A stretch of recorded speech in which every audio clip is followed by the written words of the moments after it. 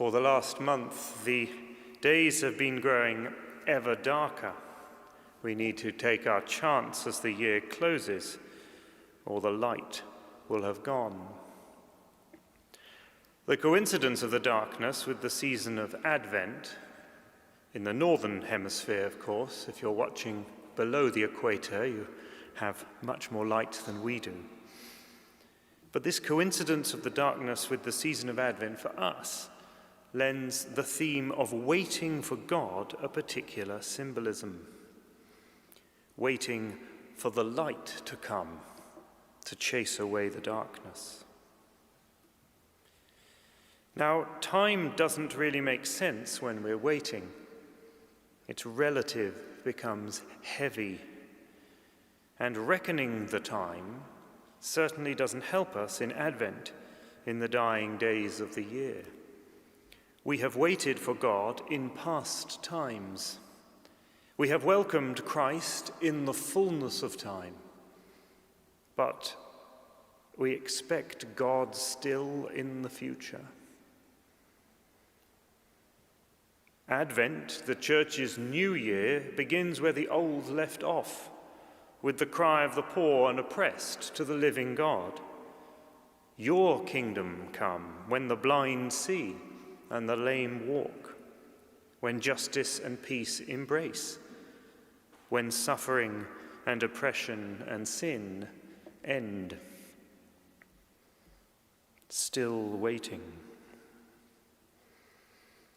The burden of time and the darkness of sin, for the chaos and the uncertainty and the cause of misery lie at our feet, like a serpent. For where else are we to place the blame? This culpability is the root of King David's plea to God for mercy, that you may be justified when you give sentence, and be without reproach when you judge. O see, in guilt I was born, a sinner was I conceived.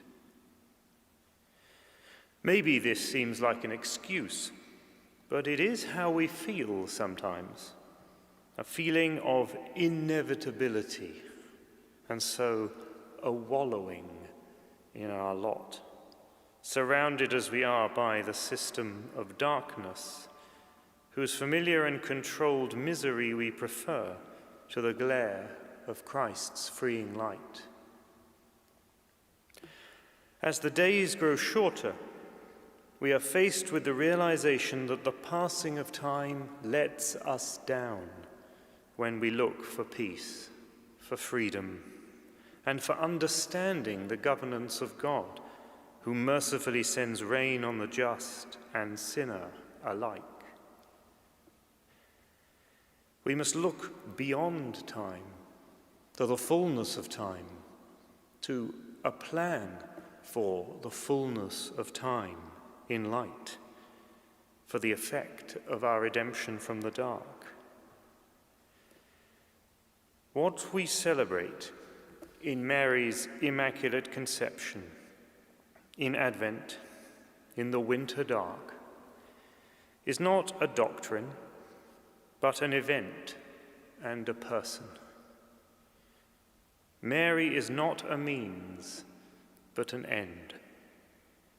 God's child with supreme value and dignity, the handmaid of the Lord. What we celebrate is the full power of Christ's light chasing away our darkness, the hope fulfilled before the promise is revealed. So time is of no use to judge its effect. The chaos is utterly chased away by Christ's light, yet brings its own confusion in the glare of its infinite brightness. How is Mary saved before she brings the Saviour into the world? How is she redeemed from sin by never needing to be forgiven? We need to take a divine perspective from the Scriptures.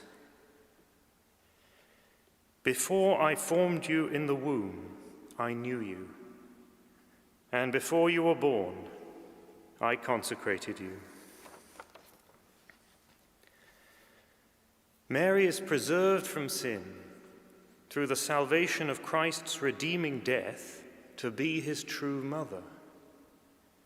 Not a receptacle for God's work, but loved for herself.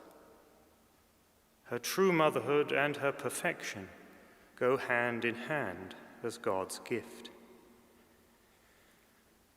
But for us, the Immaculate Conception of Mary reveals that we can trust God, know that his sovereignty is never jeopardized by evil. The serpent is vanquished under Christ's heel before it rears its ugly head. The promise made to us is already fulfilled in the Mother of God. Complete salvation from sin, unconstrained by chronology or sequence, unlike the times and places of our evil.